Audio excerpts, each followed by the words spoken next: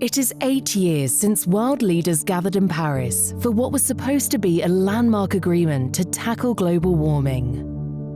And we are fast approaching 2030, which should have been the first staging post to reaching net zero by 2050. Since then, the priorities of policymakers have been defined by short-term shocks. Although the Paris Agreement promised a new approach to energy policy, the focus on energy security is shifting the balance of the energy trilemma.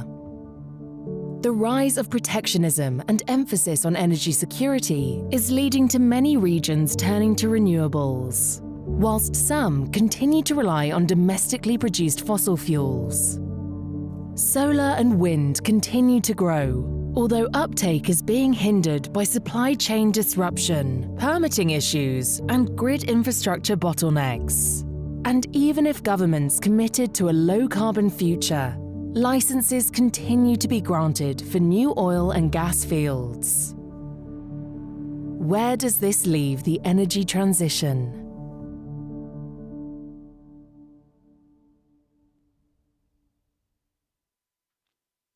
Ladies and gentlemen who are joining us here in Paris today, and the many of you joining us on the live stream virtually.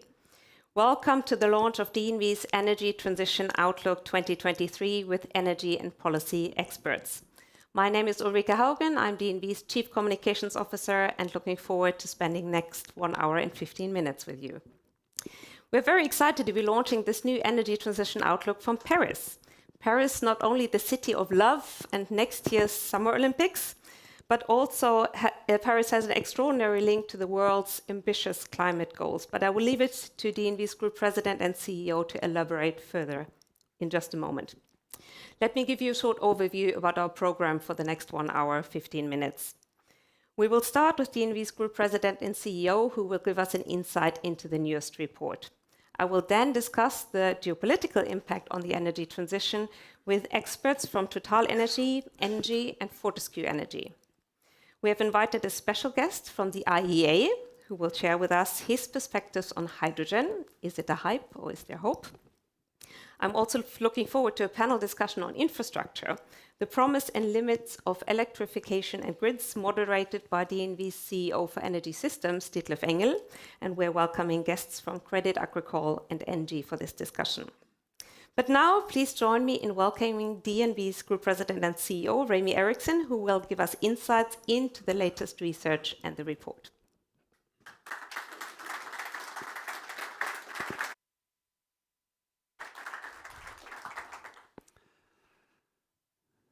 Excellency, ladies and gentlemen, and to the thousands of people watching in online across the world, thank you for attending this year's launch of DNV's Energy Transition Outlook through to 2050. This year, we are launching our annual outlook from Paris, the very city where world leaders negotiated the Paris Agreement in 2015 to limit global warming. We are now more than halfway towards the first big milestone in 2030. Sadly, the status of the global energy transition is that it has not started. Those are strange words to hear for anyone in Europe or the US, where the transition has most definitely started, or for anyone in China, for that matter, which has added more renewable energy, or almost as much renewable energy as the rest of the world combined in recent years. But since 2017, renewables have met only half of new energy demand, meaning in absolute terms, fossil fuel use is still growing. Energy-related emissions are at record levels this year, and we expect them to climb again next year. Optically, the transition seems to be in stall mode. High oil and gas prices are fueling the exploration surge, while many renewables projects are experiencing setbacks caused by high interest rates and supply chain issues. So when does the transition start? If by transition we mean the replacement of fossil energy by non-fossil in absolute terms? Well, our forecast says that global CO2 emissions will peak next year in 2024, with emissions from oil use peaking in 2025 and those from natural gas in 2027. Fossil fuel use is about to peak, but it will take the next 27 years of adding renewables and removing fossil to move the energy mix from the 80-20 split that we have today to the energy mix that we forecast of 48% fossil and 52% non-fossil by mid-century. That is, of course, far from net zero by 2050. But I think we should acknowledge that we are still looking at the replacement of an enormous amount of oil and gas in our energy system. Fossil sources in primary energy decline with 36% by 2050.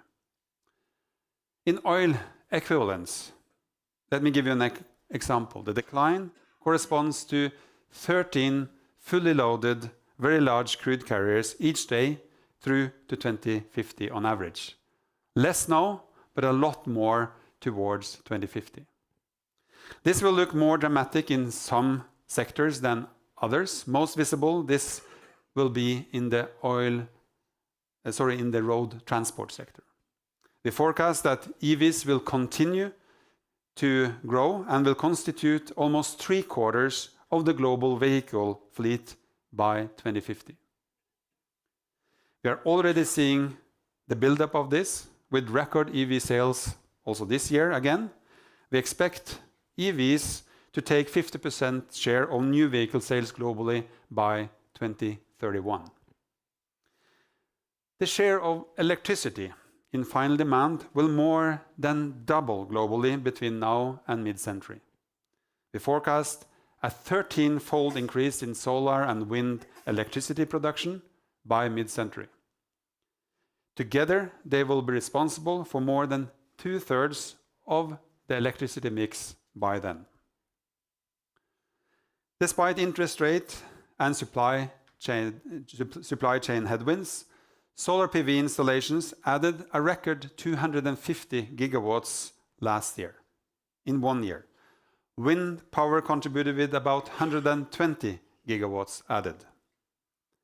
Towards 2050, installed capacity of solar PV and wind will triple and double respectively. But it will not be plain sailing for the forces of decarbonization.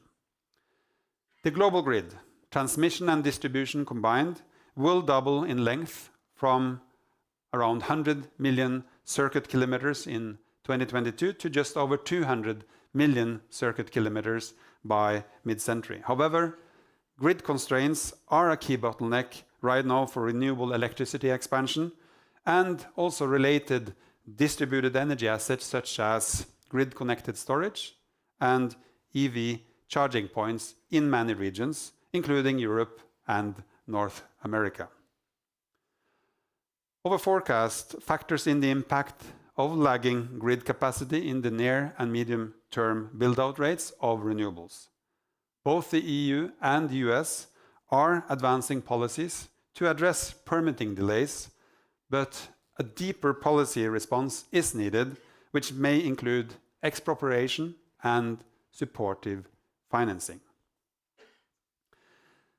The second headwind currently facing renewables is the supply chain squeeze. Higher interest rates have hit renewables projects hard, given that they are generally highly leveraged with debt finance. We are moving through a period of flattening out and in some cases even a reversal in the downward path of the levelized cost of renewables. For wind, we actually expect it to be about 5 years before we see a return to original cost learning rates. Then I must add that there are notable recent failures of wind auctions in Europe, in the US, and in the Middle East. So authorities will have to rethink both their licenses fee expectations and their supportive policies, including available transmission capacity to get wind and solar projects over the line. Although these headwinds are challenging, let me explain why DNV is optimistic about the long-term outlook for renewables. Firstly, we will see big efficiency improvements. The global average capacity factor for onshore wind stood at 24% in 2022. And that will advance with digital control and rotor design. It will grow to 32% by 2050. For offshore, the capacity factor will be closer to 40% and even exceed 50% in some regions with the best wind conditions by 2050. Secondly, costs will continue down longer term. Costs for offshore wind will fall by a third. For offshore bottom fixed, little more than a third. And the most impressive of all, costs for offshore floating wind will fall by 3/4. So for wind, it is rising capacity factors and falling costs that will help boost deployment. Thirdly, solar is already cheap at an average levelized cost of energy of $41 per megawatt hour. That will halve by 2050, so solar PV will by far be the cost leader in primary energy. But it has a variability challenge, of course, and that is why we will see increasing deployment of solar PV together with storage. Within a decade, 10% of all new solar PV will integrate dedicated storage, and by 2050, that number will ascend to roughly 60%. On top of these compelling numbers comes the obvious fact that wind and solar are national resources. They produce clean and cheap energy both locally and for neighboring trade through interconnectors. And that brings me to another important trend shaping the energy transition, the quest for energy security. Geopolitical developments have brought this corner of the energy trilemma on top of the agenda due to disruption of energy supplies and price shocks for energy importers. Worldwide, energy produced locally is being prioritized over energy imports. And this trend is favoring renewables and nuclear energy in all regions and coal in some regions. We have now factored into our power sector forecast the willingness of governments to pay a premium between 6 to 15% for locally sourced energy on average, and in some regions up to 25%. Globally, this will mostly net out between renewables and fossil energy, but it does make a big difference in our regional forecast. We see this when we compare our regional forecast last year with this year's forecast. For example, in 2050, Europe's global nuclear generation climbs by 12%. In Greater China, coal use climbs 19% and nuclear jumps 41% relative to last year's forecast. In 2050, the Indian subcontinent has almost 500 terawatt hours or 45% more coal-fired electricity compared with last year's forecast. So big regional differences from last year to this year in the year 2050. With the launch of each of our forecasts in recent years, we have been asking for bolder policies for the transition. Now, we see that progressive decarbonization policy packages around the world rolled out the past year are supercharging the transition regionally and nudging it forward globally. The Inflation Reduction Act is accelerating the transition in the US with $240 billion already committed in clean investments. The US Green Deal, REPowerEU, and Fit for 55 policy packages makes Europe's net zero goal more likely and realistic. Shipping is set for faster transition due to the inclusion in the EU emission trading system, and the IMO's ambitious new decarbonization strategy for net zero by or around 2050. More details on this can be found in our recently launched Maritime Outlook to 2050. The race to the top in clean technology amongst the advanced economies will drive learning benefits globally from, for example, hydrogen and carbon capture and storage technologies. But a caution that the scaling of clean tech in advanced economies will only partly benefit middle and low-income countries and regions. Those regions are prioritizing economic development and other SDGs, so de-risked financing is needed to accelerate the pace of the transition beyond high-income countries and regions.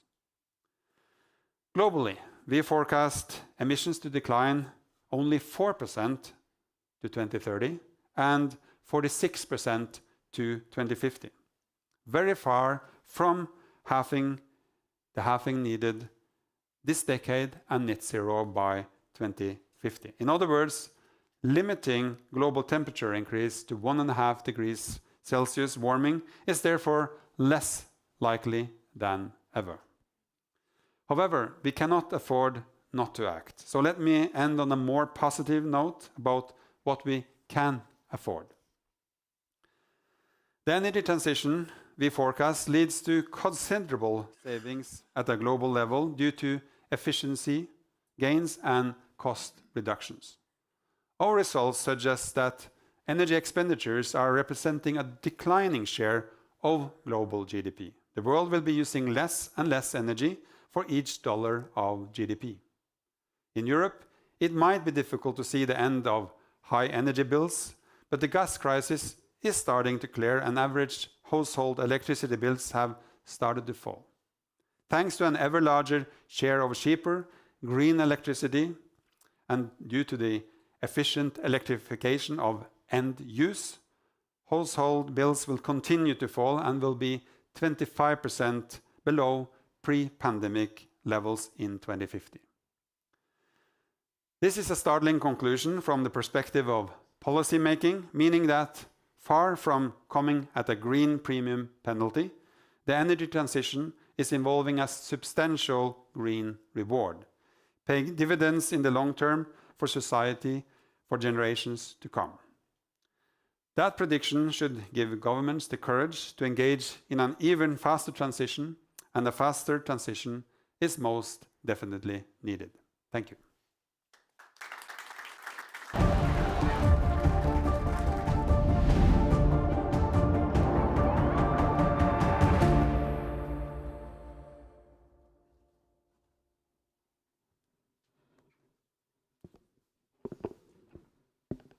So, okay, see?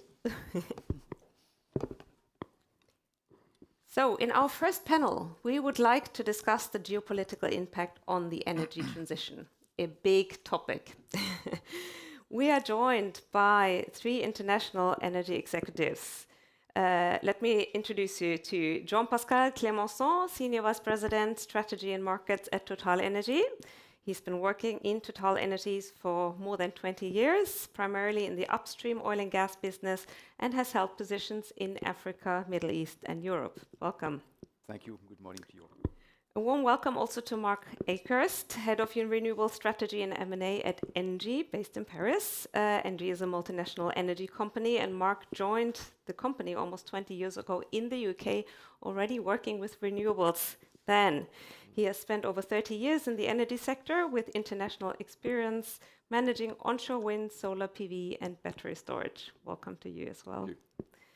And welcome to Carlos Lange, President Europe for Fortescue Energy. Fortescue Energy is part of the Australian company Fortescue, which is one of the world's largest producers of iron ore. Carlos has over 25 years of cross-functional international experience in the power generation, renewable fuels, oil and gas, and EPC industries. Carlos is based in Frankfurt, Germany. Welcome. Thank you. Thank you for having me. Thank you for joining us. Geopolitical developments over the last 18 months have brought energy security into sharp focus with the disruption of energy supplies and price shocks for energy importers. And worldwide, energy producers produced locally is now being prioritized. So I'm curious to hear from you how these geopolitical developments over the past 18 months have impacted you and the industry.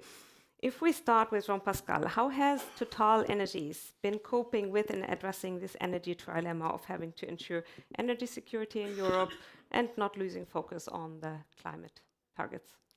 Yeah, indeed, the oil and gas industry has been profoundly disrupted by the Ukrainian war. Russia is the second crude oil exporter in the world. Hence, the sanction in 2022 have changed greatly the international trade flow, with implication to the shipping industry, with longer shipping routes and a larger number of ships. The refinery in Europe were also optimized to accommodate the Ural crude oil quality, which have to be completely readjusted to alternative source of supply, affecting as well the crude oil product market. On the gas side, this is the LNG in particular, is 12% of the worldwide LNG market that has been shifted from Asia to Europe, just to give you a magnitude of the disruption that happened in 2022. Thank you, Jean-Pascal. Mark, energy security has become the key strength as a driver of energy policy due to changes in the geopolitical landscape. Governments are willing to pay a premium for locally sourced energy, also something Remi mentioned in his introduction. How have the priorities shifted from a renewables perspective for you?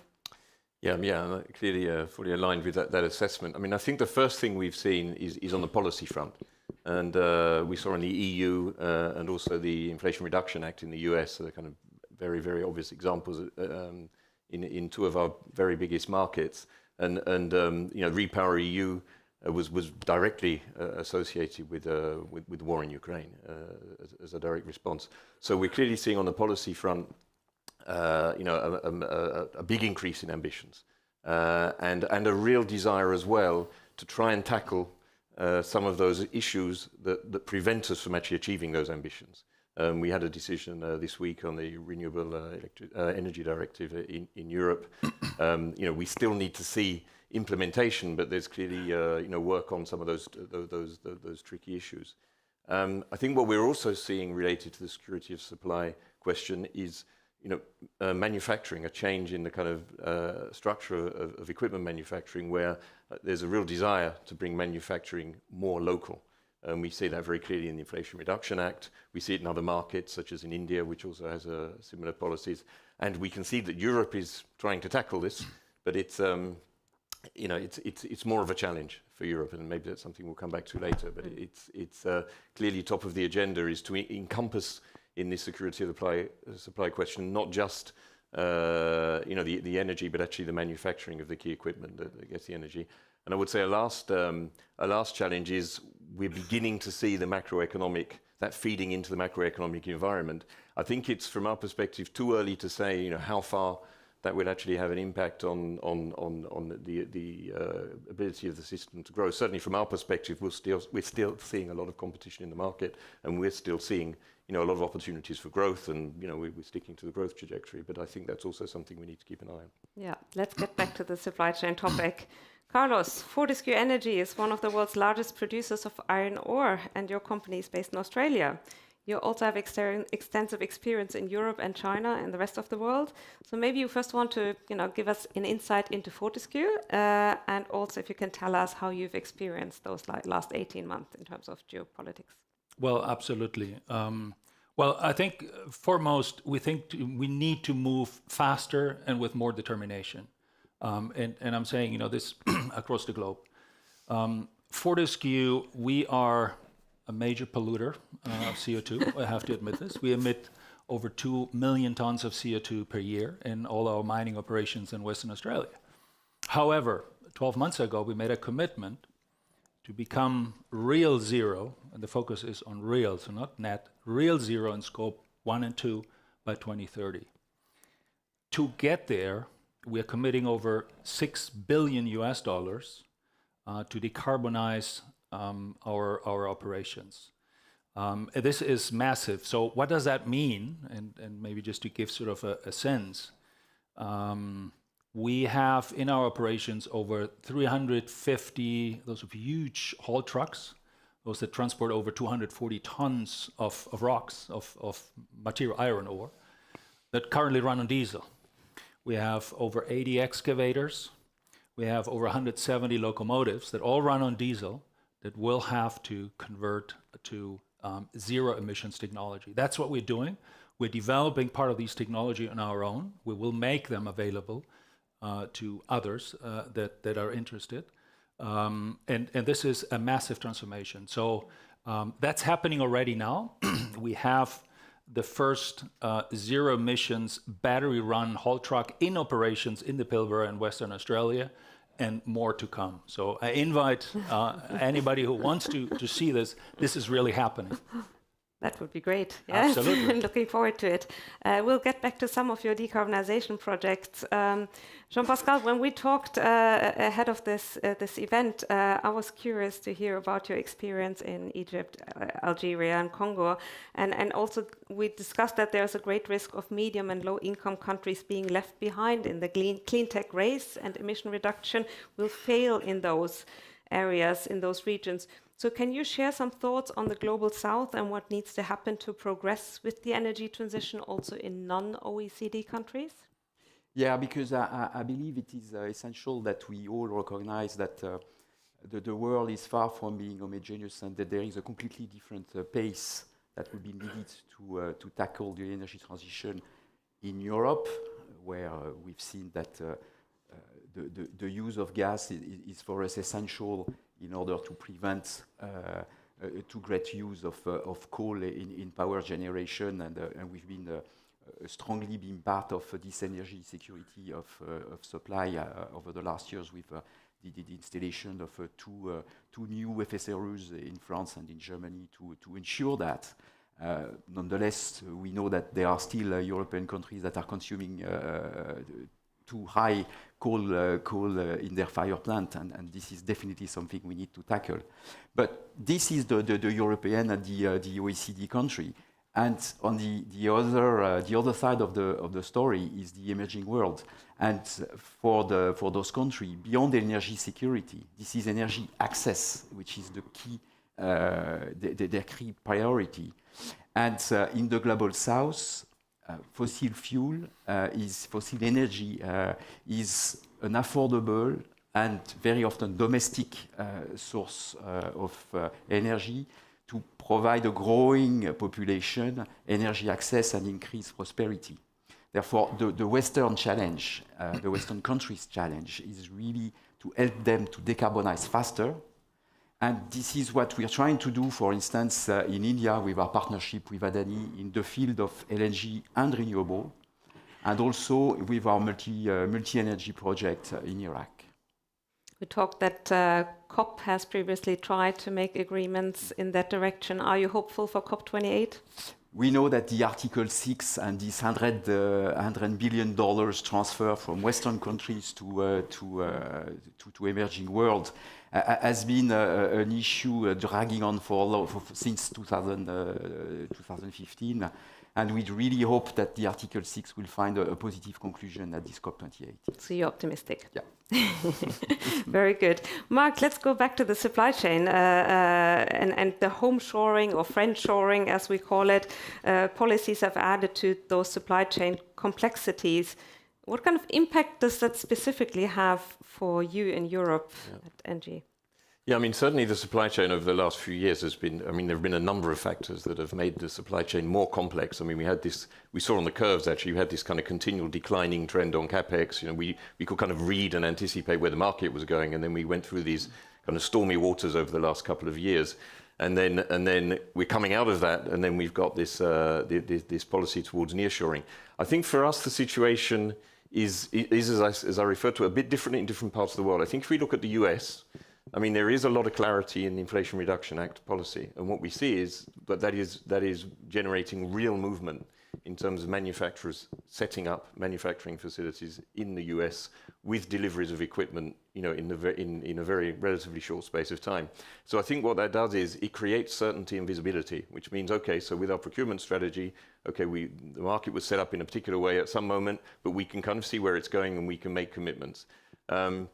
We see that in some other parts of the world. I mean, you refer to India again. I think the Indian policies for us are sufficiently clear. We also have activities in India, and so I think there are other parts of the world where that's the case. Coming back to Europe, and I think we know that Europe doesn't quite have the same policy tools as the US can use. I think it's more complicated, but that's, I think, for us where it's still quite uncertain, because we don't have that same level of visibility as to where, how the supply chain will be set up. So I think it really is one of the most critical topics, I think, on the agenda at the moment. And the NZI, I mean, there's the European Union is working very hard, and I think also national initiatives also have to take into account the fact that if we compare, say, the US and Europe, if you set up a manufacturing facility in the US, you basically have the entire US market at your feet. If you set up so we have to kind of reproduce that in Europe. How do we make sure that the combination of national and European policies means that when someone considers setting up a manufacturing facility in a country within Europe, they can be confident that they're going to get that access. So I think it's creates challenges. I think it also creates opportunities as well, as we move through the process. Thank you. Carlos, you're also developing and acquiring green energy technologies. You mentioned it in terms of the transport, for instance, but you also mentioned hydrogen, or we talked about hydrogen projects. You will have to change your whole setup for the production to hydrogen. Can you talk a little bit about that? Yeah, happy to. So we have a number of projects, over 40 projects in different stages of development globally. 5 of them are more advanced, that we want to get to a final investment decision within the next few months. One particularly in Europe, over here, is in Norway, is a project of 300 megawatts hydropower from Statkraft. It will get us to about 42,000 tons per year of hydrogen and about 240,000 tons of ammonia to serve the domestic market, both maritime, so shipping, but also energy and fertilizer industry. I think this is, and others will follow. We have projects in Brazil, in Africa, in Australia, and as well in the US. We're very keen on advancing this. Clearly, we see some challenges, no question about it, but even those challenges are opportunities. And these are commercial opportunities. And the way we like to think is the ones that step forward now will really benefit from this business opportunity. Change needs to happen, is happening, and what really needs to happen is needs to go faster. But what about with rising inflation, costs, etc.? Has it become more difficult to get those green projects across the line?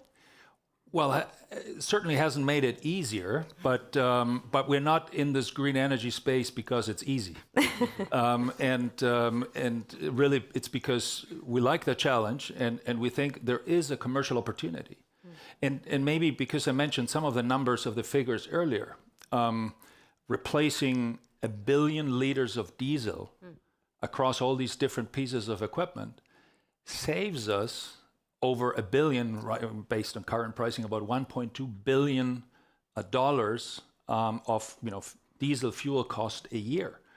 So we're not only stepping beyond the fossil fuels because we like it. It really makes business sense for us. But you need enough cash, so capex is the big question, true, right? True, absolutely, and you're absolutely right. But also you need some non-recourse project finance. You need offtake. Yeah. This is in an industry where there is no supply chain infrastructure well developed, and that's certainly the challenge. So to the points made by Jean-Pascal and Mark earlier, we're seeing the right policies, but I think more needs to happen, and I think this type of things, IRA, the US IRA is exactly the right thing, but we need to see more, no question about it, because we need to develop the whole supply chain. That's a good segue to our next topic. Turning to key policies and technology investments. Since our last outlook, many countries have really progressively intervened in energy systems and aligning climate, industrial, and energy security goals. Among leading economies, the energy transition is propelling a race in industrial policies and support for positioning in clean energy and value chains. Some are mentioned already. In North America, we've seen the IRA. Canada's also done something. In Japan, there's a green transformation policy. GX in Europe, EU Green Deal, Fit for 55, Repower EU, you name it. And China, not to forget, comprehensive planning and support in the energy sector. So the question is, the Inflation Reduction Act and EU policies have broadly supported renewable energy, but do you feel enough is being done on the policy side to overcome these bottlenecks, or what would be on your wish list to overcome also permitting bottlenecks?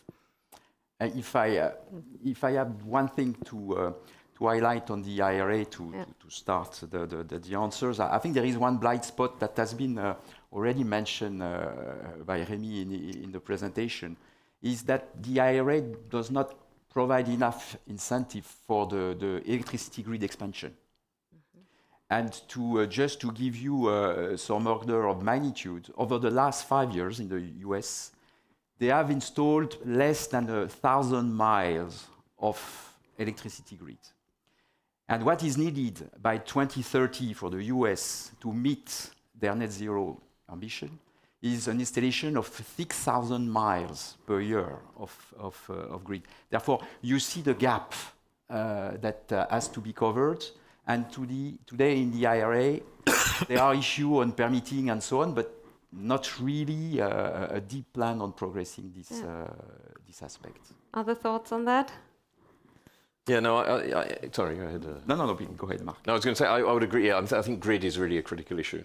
And I think we can build there's the kind of momentum to build the power plants, but at the end of the day, if you don't have the grid connection, if you don't have the capacity to transit, then that ends up, that generates risk for project developers, that all feeds into costs, it slows things down and everything. So there's clearly grid. And I think, yes, and I think on permitting in general, yes, I think the policymakers are genuinely trying to tackle these topics, but I think, we really need to see what's going to happen.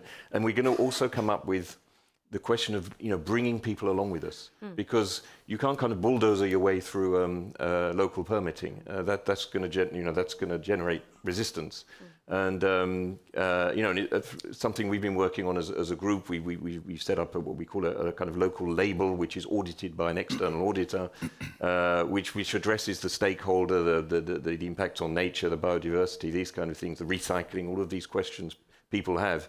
So because we really need, I think, to work on, how do we bring everyone along with us? Remi also mentioned wind and the challenges of recent bidding processes that didn't have any bids. Is that a policy issue? I think it's a symptom.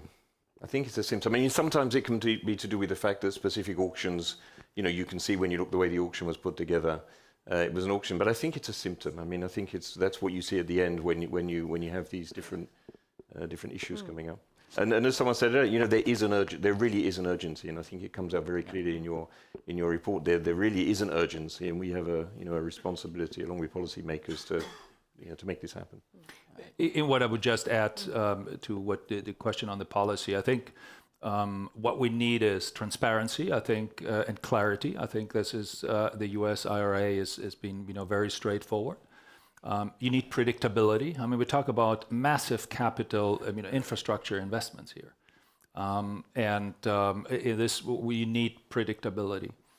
At the end of the day, we need to look at supply side. We need to look at infrastructure and the demand side. We need to cover all aspects of that. And in my view, the carrot and stick principle needs to apply here. I think the carrot. I think you need to make it more attractive to invest in green energy.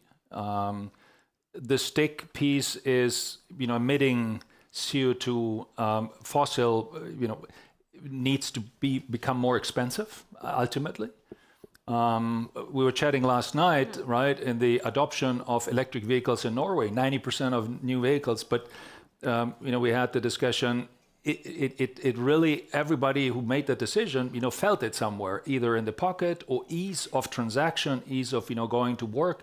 So you need to make it palatable to the people and to the industries. The individual people need to see the benefits. So Absolutely. for us in Norway, it's using the bus lane, which is a big benefit.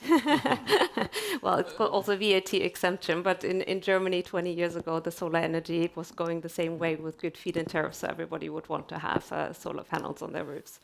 So. Absolutely. Maybe just if I may add to this one, I mean, whether it's a stick or a carrot, I think mandates is absolutely critical. I mean, if I go back 20 years, the renewable energy space in Germany, the adoption really, when it kicked off, so you had incentives, all fine, but when it really kicked off is when it's mandated that the grid had to take every electron that was produced on from the renewable side. So having mandates on, let's say, use of green fuels, SAF, sustainable aviation fuels, all these type of things are the right incentives to kick off this transformation. And look, I mean, we had energy transitions over the last few centuries. If you think, from wood to coal to oil to gas, but all of them, took maybe even 100 years, and in the latter was 50 years. I mean, Dan Jürgen has done a fantastic work on this, and all these new energies basically came on top of what we had previously. Now we're saying we need to replace what we have, which is polluting, which is destroying our planet, and we need to very quickly get to the new energy, right? So that's why we really need to accelerate. Yeah. So you have responded to my next question already, but maybe just to go back, one step back also in terms of carrots and sticks for the audience. The US and Europe have very different approaches in terms of the policies they have introduced. So the Inflation Reduction Act very much is about carrots, so incentives for renewables, hydrogen, CCS, energy storage and EVs, whereas in Europe, sticks, which include bans, phase-out plans, taxes, carbon pricing schemes are part of it as well. Maybe for Jean-Pascal and Mark also, as a kind of final response in the time that we have, what's your take on carrot and sticks? I believe that clearly the IRA is providing a huge tax rebate and incentive in the hydrogen, green hydrogen and blue hydrogen market, and gives a clear competitive advantage to projects that will take place in the US. Nonetheless, nor the IRA or the European legislation, as Carlos mentioned, really address the demand side of hydrogen. And we know that we need to really promote this industry. And this is one reason why TotalEnergies launched this call for tender of 500,000 tons of green hydrogen in Europe. First, because we need that green hydrogen to decarbonize our refinery in Europe, but also hoping that it will give the signal of this existing demand to foster the green hydrogen industry. Yeah. Final word to Mark. Quick word. I think what the IRA does well is it builds a broad coalition of winners. You've got the obviously you lower prices at the end of the day for the corporates that are signing the corporate PPAs. You get the people with the tax credits, you get the tax reductions, you get the investors in the manufacturing facilities, the people that get jobs in the manufacturing. So I think it's very good at building a broad coalition of winners. And I think that from an EU perspective, that's where we need to look. We've been in the lead before, and I'm sure we can get ourselves back into the front position again, but we really do need to look at it in terms of how do we build that broad coalition of winners. Thank you so much for joining us for this big topic, the big discussion. Thank you. Thank you.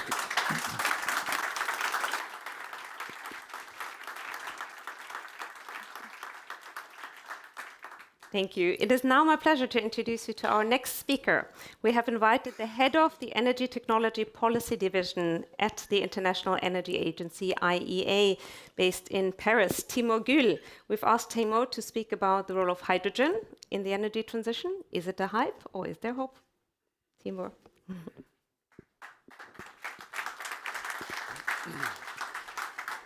Yeah, thank you very much, and thanks for the kind invitation. And first and foremost, congratulations to colleagues at DNV to the successful launch of the Energy Transition Outlook today. I think it's a great achievement, great contribution to the global debate. My intention is to talk about hydrogen. I'm not sure about hype or hope in this type of way, but I would like to say, I mean, I started working on hydrogen nearly 20 years ago, and I was told it's the fuel of the future and will forever will be. I think this was never quite fair. It was never quite fair. We are actually producing and using hydrogen at scale in the energy sector. Today, 95 million tons of hydrogen are being produced and consumed every year, consumed in the chemical industry to produce fertilizers, in refining, produced using natural gas and coal, so highly emission intensive. This is not what people have in mind, of course, when they think about hydrogen as the fuel of the future. They think of a low emission pathway to decarbonize various different sectors. They think of using electrolyzers, a process to split water into hydrogen and oxygen with renewable electricity to produce low emission hydrogen. They think of use cases in heavy industries, steel production, for example. They think of use cases in aviation and shipping. They think, of course, of using low emission hydrogen production to decarbonize the existing uses. Today, the amount of hydrogen that is being produced is associated with 900 million tons of CO2 emissions. It's the opposite of a fuel of the future in a way. It's the combined emissions of the entire energy sector of the United Kingdom and Indonesia combined. So it's a significant contributor there. Now, the good news that is coming from the hydrogen industry at this point in time is that there is a lot of activity going on, in particular in the space of electrolysis, electrolyzer deployment. Installed capacity has been growing very, very quickly in recent years. Last year, end of last year, we counted 700 megawatt of installed capacity installed. By the end of this year, following a couple of large-scale projects in China in particular, we're expecting roughly 2 gigawatts to be installed of electrolyzers globally. And the project pipeline currently suggests that when you just look at committed projects, so projects that are in operation today, that are all under construction, or that have received final investment decision, that we could reach 14 gigawatt of installed electrolyzer capacity by the end of this decade, by the year 2030.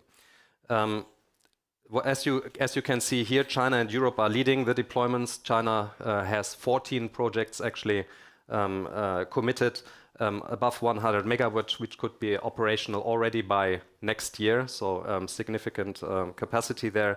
Europe has a much larger number of projects committed. You can see this even in the sheer amount of little dots on that figure. So there's a lot more projects, but smaller scale. The key exceptions are the hybrid project and the hydrogen green steel projects in Sweden, or the Holland hydrogen projects in the Netherlands. What you can also see is that in the Middle East, there's very little activity in some ways in terms of announced projects, but among them is the NEOM Green Hydrogen project in Saudi Arabia, which is today the world's largest project to have received final investment decision. Now, this is kind of the sort of conservative outlook, not just on the basis of projects that have been committed as of today. When you look at the entire project pipeline, and you include projects that are undergoing feasibility studies or at very early stages of development, then the pipeline of projects is much, much larger, at a potential capacity of up to 420 gigawatt by 2030, and covering a much wider geographical scope, as you can see here on this slide. Europe still accounts for around 1/3 of all the projects, but various other parts of the world are looking into the opportunity that comes with hydrogen, very much driven by the export opportunity. We have assessed export-oriented projects as well. It is very clear that access to exports is an important driver of these type of projects. Australia and Latin America account for around 1/5 each of the project pipeline, followed by Africa at around 10%, and we are observing a very clear trend towards larger electrolyzer projects. There are only 2 facilities today in the world which have installed capacities over 100 megawatt, but we are now talking about gigawatt scale projects representing more than 75% of announced capacity to 2030. So a lot of good news and real strong momentum, so hope in the words of our organizers. But there is not only sunshine and rainbows here when it comes to hydrogen, of course. When you look at the maturity of these projects, then we are still far away from realizing anything close to those 420 gigawatt that could be installed by 2030. Today, electrolysis projects that have at least taken a final investment decision account for only around 3% of the total capacity of announced projects, and more than half of the total capacity is still at very early stages of development. The hydrogen industry is facing a lot of challenges.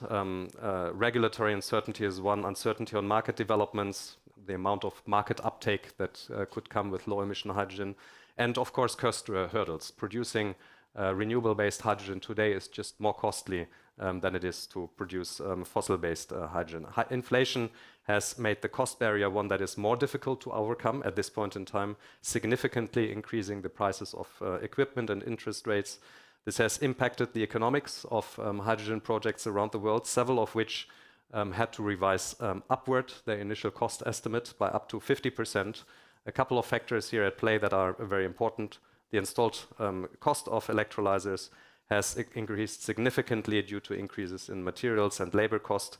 The capital cost for an electrolyzer was on average 9% higher last year than in the year before.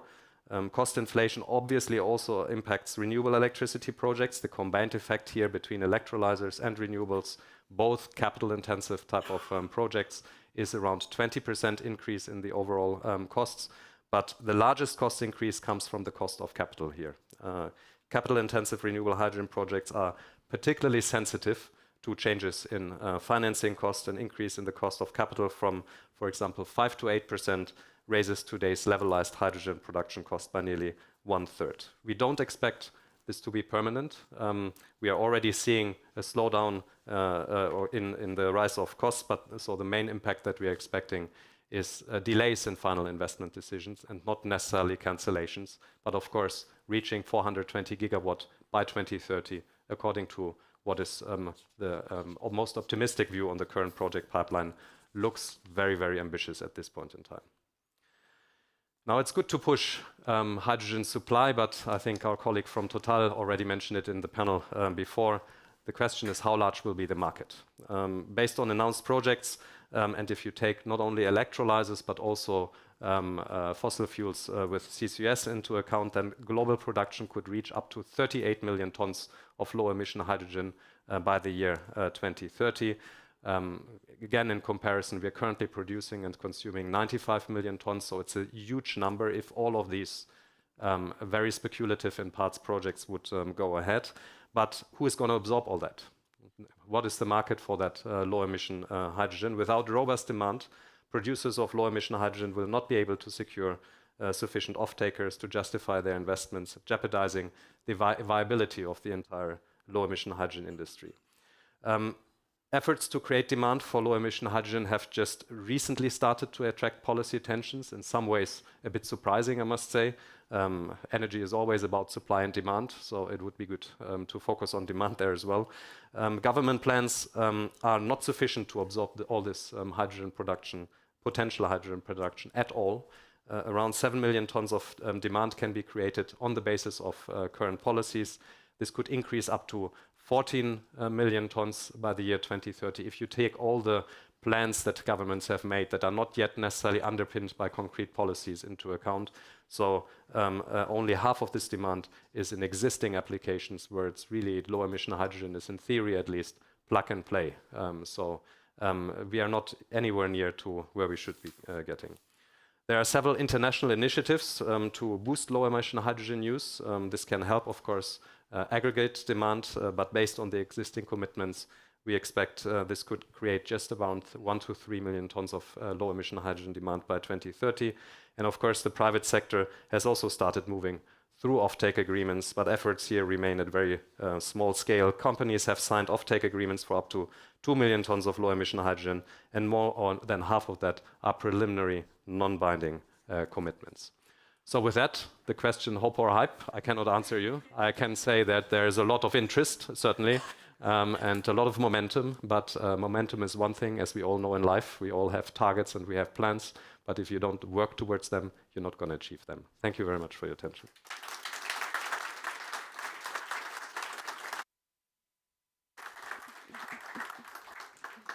Thank you, Timur. That was a great overview and insight into hydrogen. Our CEO for Energy Systems, Ditlev Engel, will introduce his next panel after a short video. Welcome, Ditlev. Renewable power's potential will only be fulfilled if the electricity it produces can be transmitted efficiently to the end consumer. DNV forecasts global grid capacity will grow 2.5 times by 2050. Electricity production from wind and solar will increase 13-fold in the same time frame, meaning that grids must not just be bigger, they must also be smarter. Flexibility will become a key feature for future grids. They will need to incorporate solutions such as energy storage that bridge gaps between production and demand. Greater automation and analytics will be required to optimize grid performance, and they must be cyber resilient. The grid is often an underappreciated part of the power system, but it must be a priority. A well-functioning grid is the backbone of a modern, electrified society.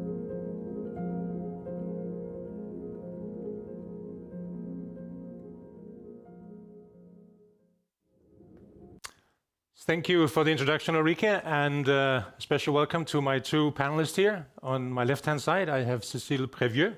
She's the Executive Vice President in charge of networks activities at ENGIE and member of the Executive Committee. And Gillian Richard, who is Global Head of Power and Utilities at Crédit Agricole. And above that, both of you have a very long CV that I will not go through. But let's get straight into it. The first question I'd like to address to you, Cécile, is that this summer, in ENGIE, you came up with a view on the need for the decarbonization and the energy transition in Europe and France. Now you have listened to what we have shared here today. So any different views or perspective from your side? So indeed, we presented in June a scenario for Europe, only Europe, not for all the world, for decarbonization in 2050. And I can say that the first takeaway is in line with your conclusion. We need to double. We will double the usage of power. So a big electrification trend. So that means that we need to multiply by 6 the production of solar and wind in Europe, which is a challenge, because we have also the question of acceptability in some countries for this renewable plants. But for sure, it's absolutely needed to reach the net zero. The second takeaway is that we need flexibility, more renewable power generation in the system, more flexibility, so more batteries, for example, or hydrogen. That could be also solutions to bring flexibility to the system. The third takeaway is that energy efficiency will be absolutely the first prerequisite to reach the net zero. But energy efficiency has to be huge. It's one third of the energy consumption that has to be reduced for 2050. So clearly, it is a big challenge, essentially for buildings parts. A lot of plans have been launched for refurbishing the buildings, but we know that there is still a lot of things to do in this sector. The fourth takeaway is about non-technological approach. We need all the technology to reach energy transition. It's not a battle between one technology or the others. Today we need everything, and 50% of the new technology are not already mature to reach the net zero. So clearly all the technology will be needed. And the last point is about the alliance, as we say, between electron and molecules. We will need either gas and power, and not only one energy, not only 100% of power, for sure, because we really need to use the existing gas networks for security of supply for Europe, for greener gas in this system, and to balance the system. And clearly to reach this transition and to at the lower cost, because we really need an affordable energy transition to be accepted by everyone. So this is the So I think it's fair to conclude we're not so far away from each other of what we are seeing ahead of us, which I should get some certainty for many folks. So thank you for sharing that. Now we just before we saw a small movie and also heard in the report about the challenges on grid, and I think we put in the report that we are maybe having a gridlock situation at the moment. So turning to the money side of it, Guillaume, when you sit and look at projects for the financing in your daily life, is there enough policy certainty really to get this going for the grid build out, or are you saying, doesn't make sense, we're not going to put the capital behind it, or how do you see the grid situation from a banker's perspective? I think the grids for the moment, until now, have coped really well, I would say. I think I was very encouraged by the example of the Ukrainian grid, which, coped with missile strikes and was connected in a record time to the European system. Yet, we all know we will see some constraint popping up. We see negative spells of negative prices. During the summer in Europe, we see the duck curves increasing or getting deeper in California, and we see the connection queues increasing. So there is definitely a need for further investment. I think we have already seen some plans emerging. Clearly, we see that more on the transmission side of things, with national plans in countries like the UK or like Italy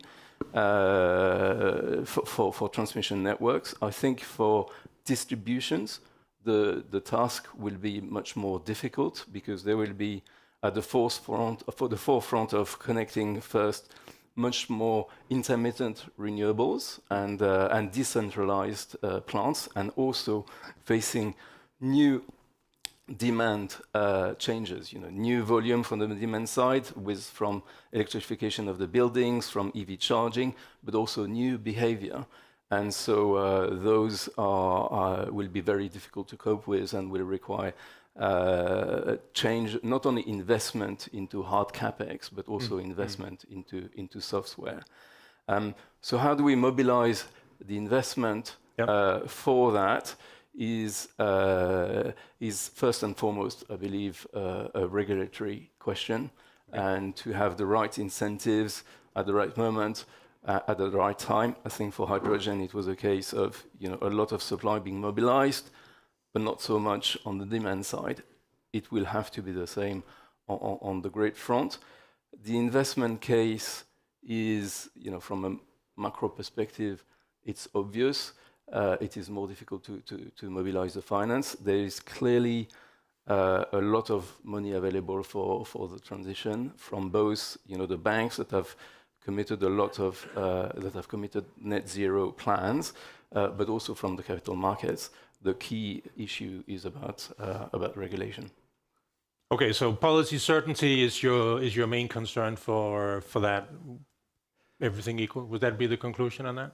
Certainty, but also more so transparency, clarity, but also innovation and predictability, and innovation as well. I think we are facing on the distribution side a change of business model with new balance, a new mechanism to balance the supply and demand, and to work, as Cécile was mentioning, first and foremost on energy efficiency, for which the incentives are not easy to define. But there's some inspiration, I would say, actually from the US there as well. But we'll come back to that another day.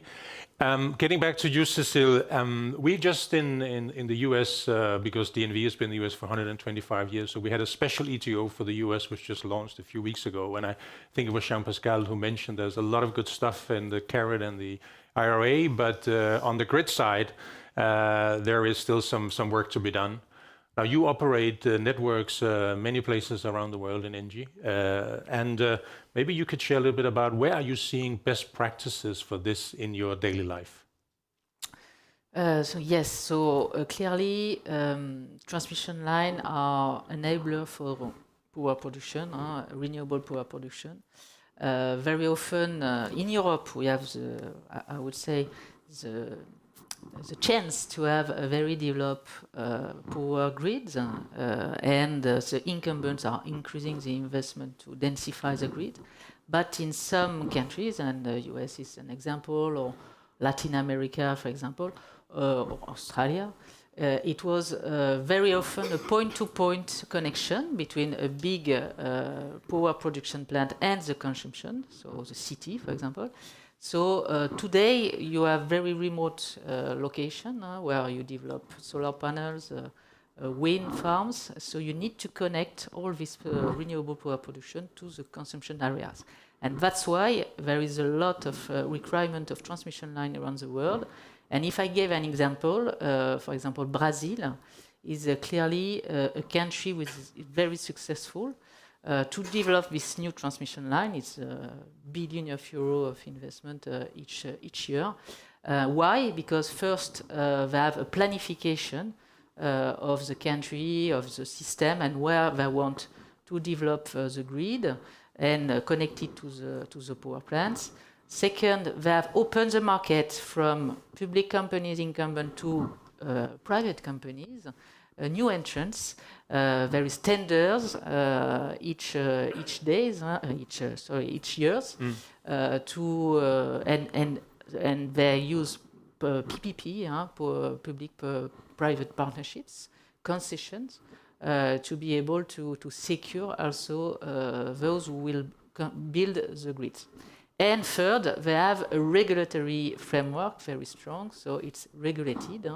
So these investments are regulated to give the sufficient visibility, even for investors, to finance this project, and to invest billions of euros in this project. So clearly, it's an example of a well-functioning market.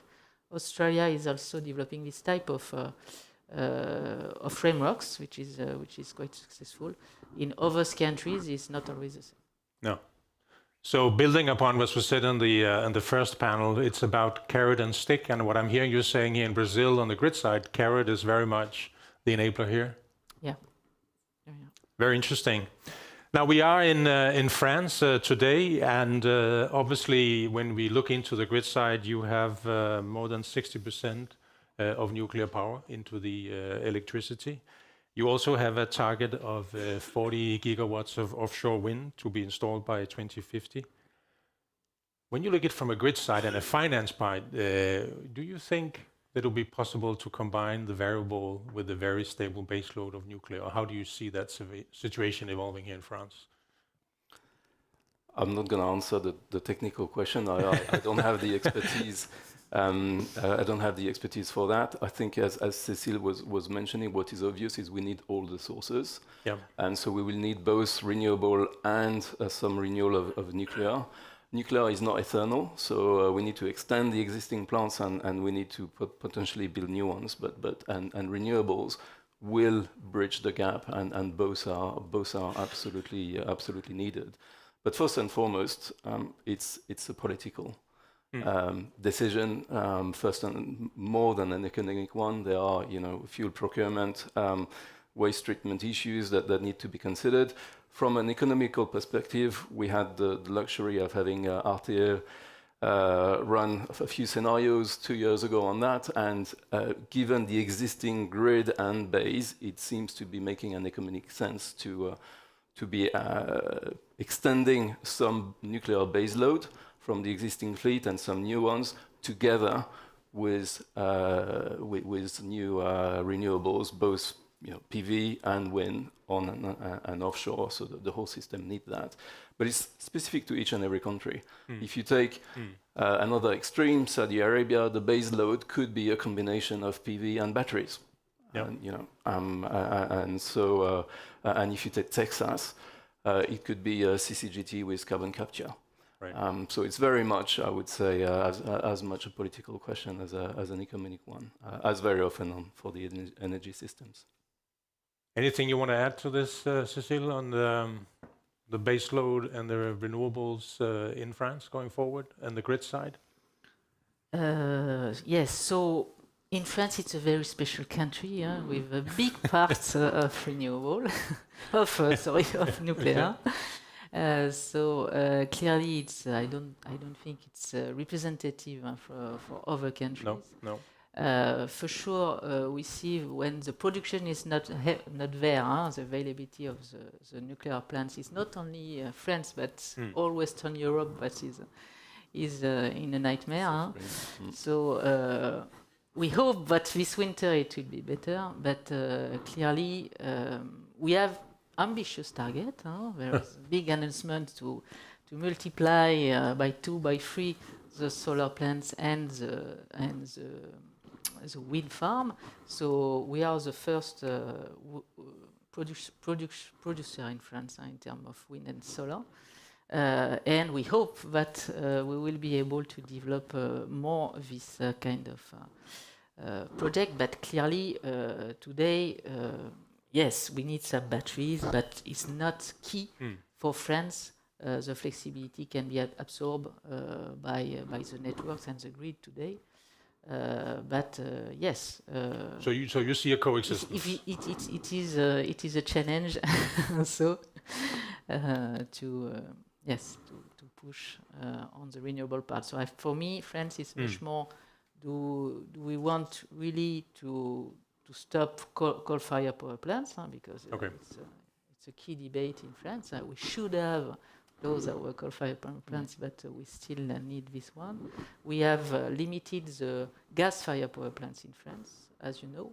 No more capacity can be built in France, so it's a good thing, I would say, to choose the greener part and to green the gas for these coal-fired power plants. But yes, I don't think that the flexibility today in France it's a key challenge, and so. We have room for maneuver. There's still space. There's still space. That's what I'm hearing. Yes. Now, we just heard from the IEA about hydrogen. Hyper hope was really the question. And we are obviously saying in the energy outlook, energy transition outlook, that we are really questioning, have you really started when we come to bringing down the emission and so on. And obviously, hydrogen is one of the potential future enablers for that, of using, and I think what you mentioned, all new technologies. If you should give your, sort of both of you, your perspective, starting maybe you know, on where are you seeing hydrogen in your daily life now, short, medium, and long term? Is it something that's coming up in your discussions for financing or not? Or how do you see that right now? We believe in hydrogen. We think it's going to be one of the pieces of the jigsaw, both for the highly intensive sectors, but also hard to abate sectors, but also for some kind of storage for the electricity system. So we set up a team 3 years ago focusing on that, which is across all products and developing our knowledge. On the industry, we are a member of the Hydrogen Council, and we've positioned on advisory mandates, both on the equity and the debt side. I completely endorse the summary from the IEA. I think there's a lot of project on the production side. The key piece missing at the moment is on the demand. And long-term PPAs that are viable economically, where we see a long-term demand and where there's a credit-worthy entity. So there's a need for policy on that front. We think on the private side, we believe that the shipping industry will probably be at the foremost. We are a large shipping bank, and we see a lot of our clients mobilizing on that front. So, but yeah, the missing piece is on the demand side. And technically, green hydrogen, electrolyzers need base load, and we all know that renewables are not the best base load capacity. So that's a tricky issue as well. It requires oversizing and adds costs. I'm hearing that you are somewhat hopeful. Yes, we have we have projects that are very large that we're advising on. We did finance one of the large projects that was mentioned in the Middle East. So yeah, we are definitely hopeful, but let's the proof is in the pudding, as we say. As always. Yeah. Cecilia, what's your view? Yes, so on hydrogen, I saw all the nice figures of the IAA. The subject today for us, and we have some projects, it's the reliability of electrolyzer, because everyone has a big project, but at the end, which is running, is quite small. So China is an exception. They have over-regulation and regulation on electrolyzer.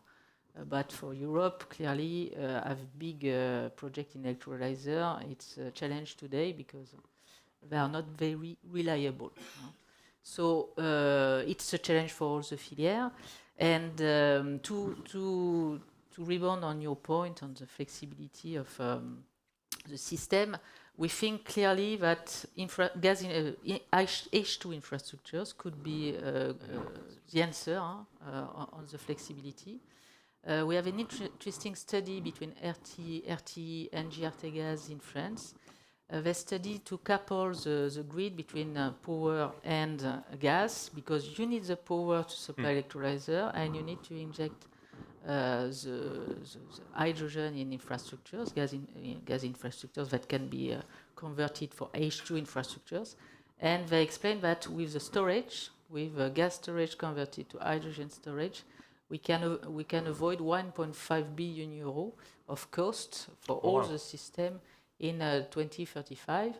So that means that it's really with this kind of assets that you can bring the flexibility of H2 to the power system, because you can use when needed the power available on the grid to produce hydrogen. You store hydrogen even if the demand and the consumption is not there at the same time on the consumer, on the part of the consumer. So I think it's clearly all the power infrastructure. So today we have in France much more debate on H2 infrastructures, but some countries have already done their job, especially Germany and UK, and they are pushing a lot for transmission storage coming very soon with a very big decision that are supposed to be taken. So we have hope that in Europe we can develop and accelerate on hydrogen.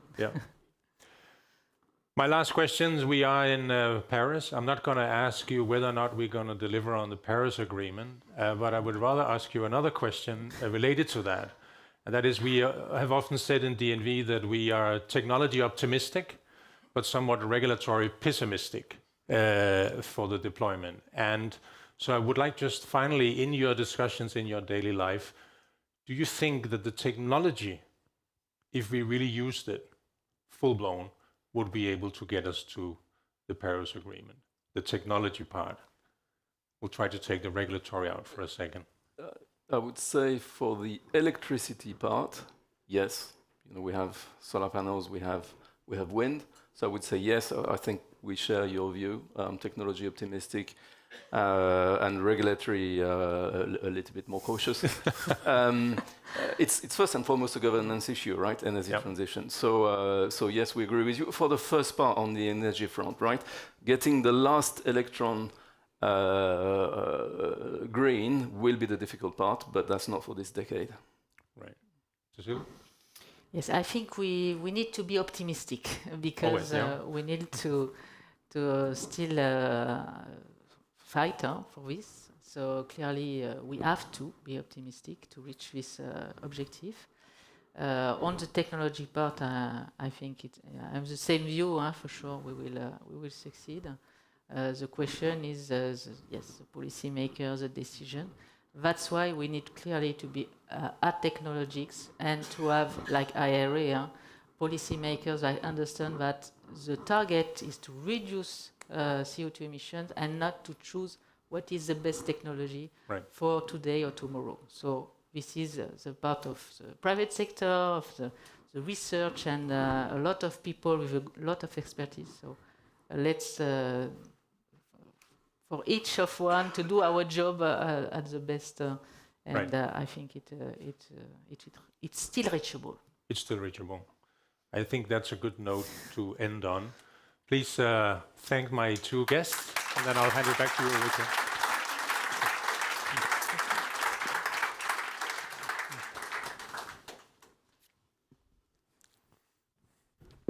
So, thank you to Ditlev, Cécile, and Guillaume for a great discussions. Well, what's my takeaway from today? Remi Eriksen surprised us with a bold statement saying that the energy transition had not started yet. What he meant was that the massive ramp up of renewables is still not replacing fossil fuels, but actually, since 2017, renewables have met only half of the new energy demand in absolute terms. And therefore, energy-related emissions are at record levels, and we, as he showed in the graphs in the beginning, expect a peak in emissions only next year taking place. But the transition has most definitely started in selected regions and countries, including Europe and the US. Global EV sales, solar, battery installations hit record highs in 2022. And China has added almost as much renewables in the recent years as the rest of the world combined. So that's impressive. Takeaways from our first panel: unless sights are set on collaboration and spending on transition opportunities in a globally inclusive manner, emissions reductions will fail in the low-income regions. We also talked about hydrogen, which was a nice segue over to the IEA. Great insights into hydrogen. My takeaways there: actually, prices are increasing. That's not a good sign. Demand is not sufficiently there, but still, it's part of the equation, so we need hydrogen for successful energy transitions. Takeaway from my second panel are that there's a lagging grid capacity in the near and medium term, which affects the build-out rates of renewables. So both the EU and the US are advancing policies to address permitting days, but a deeper policy response is needed. But both Cécile and Guillaume were optimistic that the technology is there to get there. Although the headwinds are challenging, DNV is optimistic about the long-term trajectory for renewables. We will see big efficiency improvements, and costs will continue to go down long-term. Now we see that progressive decarbonization policy packages rolled out in the past year are supercharging the transition regionally and nudging it forward globally. We hope that our findings and perspectives of our speakers have given you new insights, and that our research and data will help you to plan your journey to a net zero future. You will receive an email and will be able to download an executive summary and also the full report. Thank you to all of you who've joined us here in Paris and who've joined us online for joining us today. We wish you all a nice day.